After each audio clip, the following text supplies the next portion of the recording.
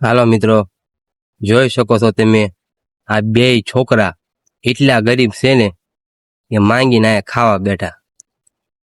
જોઈ શકો છો આમની વાંહે કોઈ નથી. હું તો એમ કહું છું તમને એક સ્કેનર મૂકી દઉં અને આમને તમે એક એક રૂપિયો નાખશો ને તોય હાલશે. જોઈ શકો છો આ એ ખાય છે આ છોકરા. હું ખાતો નથી કેમ કે મને ભૂખ નથી લાગી. Bye bye. પછી મિત્રો જો આ લોકો આ છોકરા ખાઈ લે ને પછી અહીંયા આવીને પાણી પીશે. હા, આ આમના માટે છે. આ છે જલારામનું મંદિર. તમે તો કોઈ દી જોયું નહીં હોય કેમ કે અહીંયા બધા ખાવા આવે.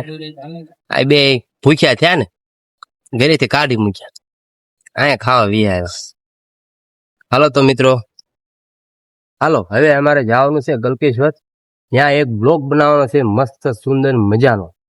ઠીક છે, બાય બાય. ટાટા.